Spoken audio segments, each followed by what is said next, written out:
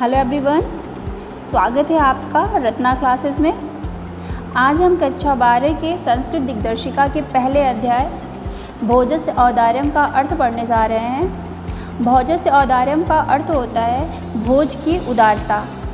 इस अध्याय में राजा भोज की दानशीलता और उदारता का वर्णन किया गया है। तो देखिए, ततः कदाचित द्वारपालम आगत्य महाराज भोजम प्राह। ततः इसके बाद कदाचित कोई द्वारपाल आगत्य, द्वारपाल आकर के महाराज भोजम प्राह, महाराज भोज से प्राह मतलब कहा। देव कोपिनावशेषो द्वारी विद्वान द्वारी वर्तते इति। देव हे देव, कोपिनावशेषो लंगोट मात्र पहने हुए, विद्वान द्वारी वर्तते द्वार पर खड़ा है। तो कह रहे हे देव, लंगोटा मात्र पहने हुए कोई विद्वान द्वार पर खड़ा है। राजा प्रवेश्य इति, राजा प्रवेश्य मतलब प्रवेश कराओ, इति मतलब ऐसा, राजा ने कहा प्रवेश कराओ ऐसा। ततः प्रविष्ट सह कवि भोजम अवलोक्य अद में दरिद्रो नाशो भविष्यति इति मत्वा तुष्टो हर्ष अश्रुणि मिमोच। ततः इसके बाद प्रविष्ट मतलब प्रवेश करके, सह कवि वह कवि, भोजम अवलोक्य भोज को देख करके, अद में आज मेरी, दरिद्रो नाशो दरिद्रता का नाश, भविष्यति मतलब हो जाएगा, इति ऐसा, मत्वा मतलब मान करके, तुष्टो मतलब संतुष्ट होते हुए, हर्ष अश्रुणि मिमोच प्रसन्नता के आंसू को बहाया। राजा तम अवलोक्य, राजा तम मतलब उसे, अवलोक्य मतलब देखकर, प्राह मतलब कहा, राजा ने उसे देखकर कहा, कवि किम रोदसी इति, कवि हे कवि किम रोदसी क्यों रोते हो। ततः कविराह राजन, ततः इसके बाद कवि ने कहा, राजन हे राजन, अकर्ण मद गृह स्थितिम, अकर्ण मतलब सुनिए, मद मतलब मेरे, गृह मतलब घर की स्थिति को। तो कह रहे हैं कि सुनिए मेरे घर की स्थिति को। फिर से देख लीजिएगा, कह रहे इसके बाद कदाचित द्वारपाल, कह रहे कि इसके बाद कोई द्वारपाल आकर के महाराज भोज से कहा, देव कोपिनावशेषो द्वार विद्वान द्वारी वर्तते। हे देव, लंगोटा मात्र पहने हुए कोई विद्वान द्वार पर है। राजा प्रवेश्य इति, राजा प्रवेश कराओ ऐसा। ततः प्रविष्ट सह कवि भोजम अवलोक्य अद में दरिद्रो नाशो भविष्यति इति मत्वा तुष्टो हर्ष अश्रुणि मिमोच। इसके बाद प्रवेश करके वह कवि राजा को देख करके, भोज को देख करके, आज मेरी दरिद्रता का नाश हो जाएगा ऐसा मान करके, तुष्ट यानी संतुष्ट होते हुए हर्ष के आंसू को बहाया। राजा तम अवलोक्य, राजा उसे देख करके प्राह, राजा उसे देख करके कहा, कवि किम रोदसी इति, हे कवि तुम क्यों रोते हो, हे कवि क्यों रोते हो। ततः कविराह राजन आकर्ण मद गृह स्थितिम, इसके बाद कवि ने कहा, हे राजन सुनिए मेरे घर की स्थिति।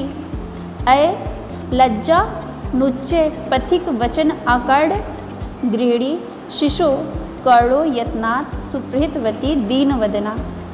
तो कह रहे हैं कि अय मतलब अरे, लज्जा, लज्जा का अर्थ होता है खील, और खील कहा जाता है धान से बने हुए लावा को। उच्चे मतलब ऊंचे, पथि मतलब मार्ग में, वचनम अकर्ण, वचनम मतलब स्वर, और अकर्ण मतलब सुन करके, गृहिणी मतलब गृहिणी स्त्री या पत्नी। शिशु बच्चों के, कर्णों कानों को, यत्नपूर्वक, सुप्रहितवती बंद कर देती है, दीन वदना दुखी मुख वाली।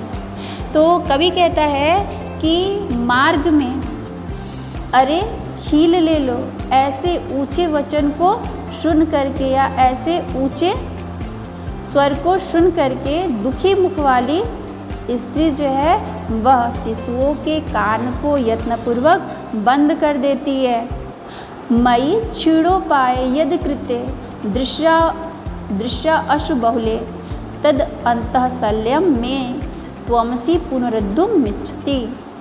तो कह रहे मई मेरे क्षीणोपाय, उपाय करने में असमर्थ, यदि कृत्य कोई भी दृश्य अश्रु बहुले, दृश्य मतलब आँखों में आंसुओं को भर करके, तद वह अंतःस्थल यानी हृदय में, शैल्यम मतलब तीर की तरह, कांटे की तरह में मतलब मेरे, त्वमसि मतलब आप ही, पुनः मतलब फिर से, पुनरुद्धुम मिच्युति यानी फिर से निकालने में समर्थ हैं। तो कहता है कि जब मेरी पत्नी ऐसा करती है तो कहता है कि दृश्य आंसु बहुले, अपने आँखों में आंसुओं को भर करके, क्षीणोपाय यद कृत्यमयी, किसी भी उपाय को करने में असमर्थ मेरी तरफ देखती है तो उसकी आँखें या उसके आंसू जो है तद अंतःशल्यम मेरे हृदय में कांटे की तरह, मेरे हृदय में कांटे की तरह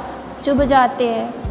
त्वमसि तुम ही, पुनरुद्धुम मुच्यति तो आप ही उसे निकालने में समर्थ हैं। देखिए इसमें कवि बता क्या रहा है कि जब मार्ग में कोई चिल्लाता है कि अरे खील ले लो, तो ऐसे वचन को जब मेरी स्त्री सुनती है तो वह बच्चों के कानों को मजबूती से बंद कर देती है और अपने आँखों में आंसू को भर करके कोई भी उपाय करने में असमर्थ मेरे तरफ जब देखती है तो उसके जो आंसू है तद अंतःशल्यम में, उसके आंसू जो है वह मेरे हृदय में कांटे की तरह चुभते हैं।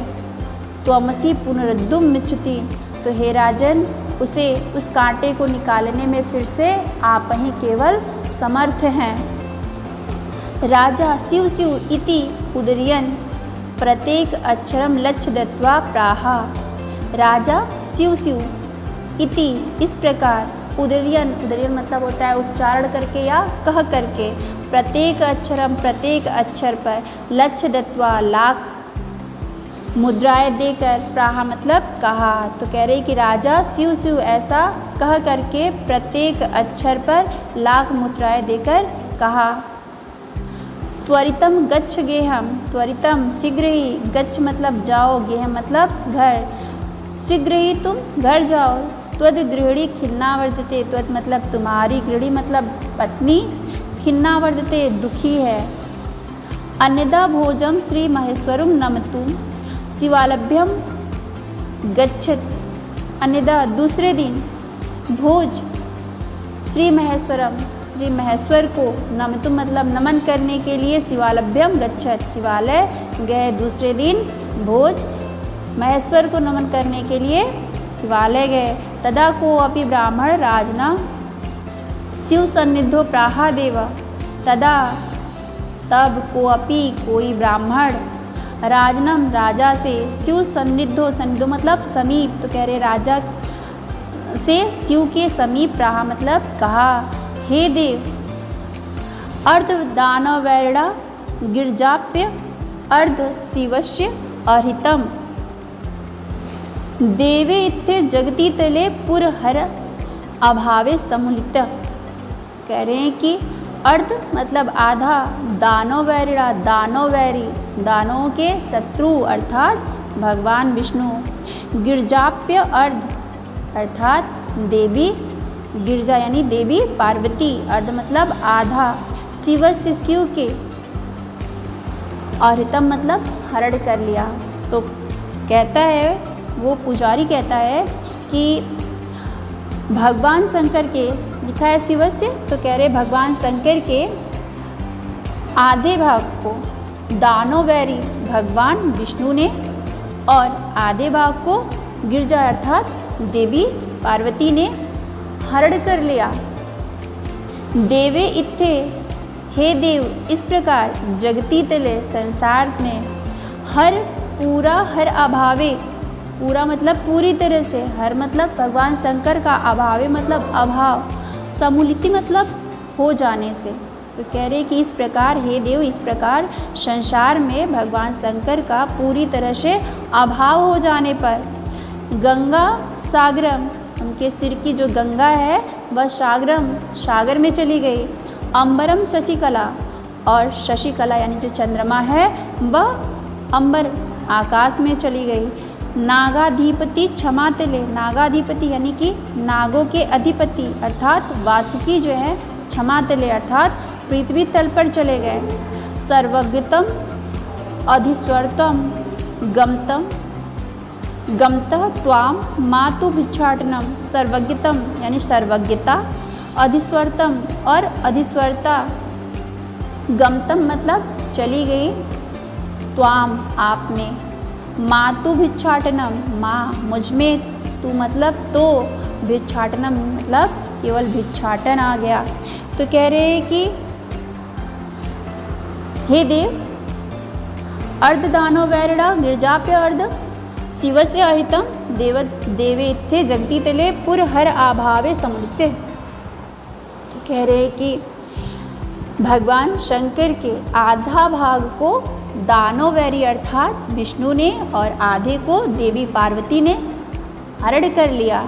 तो हे देव इस संसार में भगवान शंकर का पूरी तरह से अभाव हो जाने पर, पूरी तरह से कमी हो जाने पर उनके सर की गंगा जो है वो सागर में चली गई और चंद्रमा जो है वो आकाश में चली गई।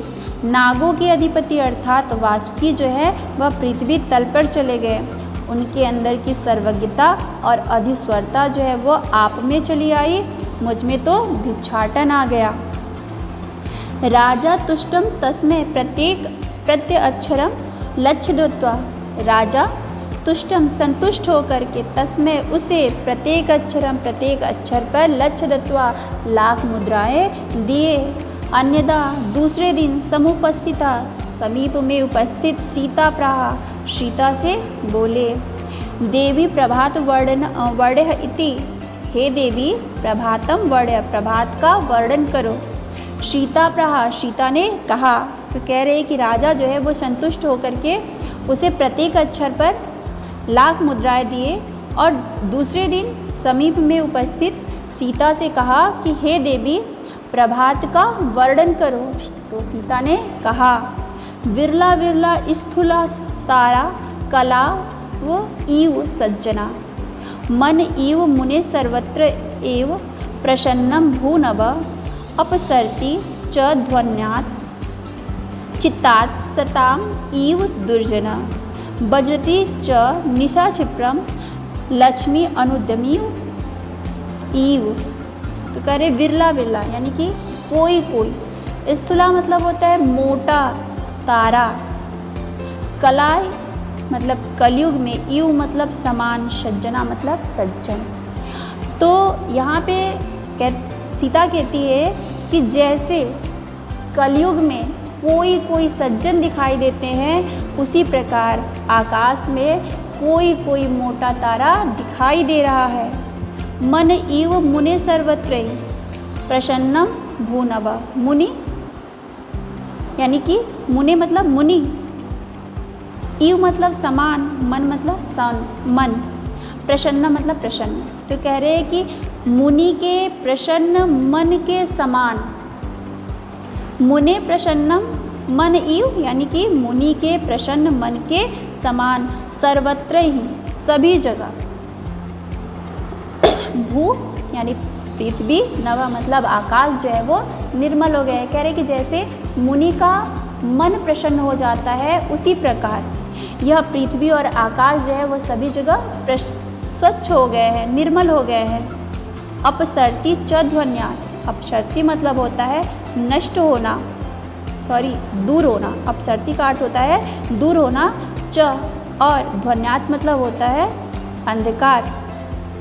तो कह रहे हैं कि चित्तात् मतलब हृदय से, सताम मतलब होता है सज्जन, यू मतलब होता है जैसे और दुर्जना मतलब दुर्जन। तो कह रहे हैं कि इस संसार से अंधकार वैसे ही दूर हो गया है जैसे कि सज्जनों के हृदय से दुर्जन दूर हो जाते हैं। जैसे इस समय संसार से अंधकार उसी प्रकार दूर हो गया है जैसे कि सज्जनों के हृदय से दुर्जन दूर हो जाते हैं। वज्रति च निशा क्षिप्रम, वज्रति का अर्थ होता है नष्ट होना, च मतलब और, निशा मतलब रात्रि, क्षिप्रम मतलब शीघ्र ही, जल्दी। लक्ष्मी अनुद्यमी यानी कि अनुद्यमी मतलब होता है आलसी, तो कह रहे हैं कि रात्रि शीघ्रतापूर्वक नष्ट हो रही है, वैसे ही जैसे कि अनुद्यमी यानी आलसी राजाओं की लक्ष्मी नष्ट हो जाती है। एक बार फिर से देख लीजिएगा, कह रहे हैं कि जैसे कलयुग में कोई कोई सज्जन दिखाई देता है, उसी प्रकार आकाश में कोई कोई मोटा तारा जो है सुबह होने के बाद दिखाई दे रहा है, प्रभात के समय दिखाई दे रहा है। और जैसे मुनि का मन सदैव प्रसन्न रहता है, उसी मुनि के मन के समान पृथ्वी और आकाश जो है वो सभी जगह प्रसन्न नहीं, निर्मल हो गया है। मुनि का मन जैसे प्रसन्न होता है, वैसे ही पृथ्वी और आकाश जो है वह निर्मल हो गया है। और कह रहे हैं संसार से अंधकार वैसे ही दूर हो गया है जैसे कि सज्जनों के चित्त यानी हृदय से दुर्जन दुष्ट दूर हो जाते हैं, दुर्जन अर्थात दुष्ट दूर हो जाते हैं। वज्रति च निशा क्षिप्रम, कह रहे हैं कि और रात्रि जो है प्रभात होने पर रात्रि जो है उसी प्रकार शीघ्रता से नष्ट हो रही है जैसे कि अनुद्यमी यानी आलसी राजाओं की लक्ष्मी तेजी से समाप्त होती हैं। राजा तस्य लक्ष्य दत्वा कालिदास प्राहा, राजा तस्य उसे लक्ष्य दत्वा लाख मुद्राएं दे करके कालिदासम प्राहा, कालिदास से कहा, सखे त्वमपि प्रभातम वर्ण्य इति, सखे हे मित्र त्वमपि तुम भी प्रभातम वर्ण्यति, प्रभात का वर्णन करो। ततः कालिदास प्राहा, तब कालिदास ने कहा। कह रही कि राजा उसे भी लाख मुद्राएं दे करके कालिदास से कहा कि हे मित्र या हे सखे तुम भी प्रभात का वर्णन करो। तब कालिदास ने कहा, अभूत प्राची पिंगला रसपति इव प्राप्य कनक, गतश्छाया चंद्रो बुद्धजन च ग्राम्य सदसी, क्षणम क्षीणा स्ताराम नृपया इव अनुद्यमी परा, न दीपा राजन्ते द्रविड़ रहितान नाम इव गुड़ा। देखिए अभूत का अर्थ होता है होना, हो गया है।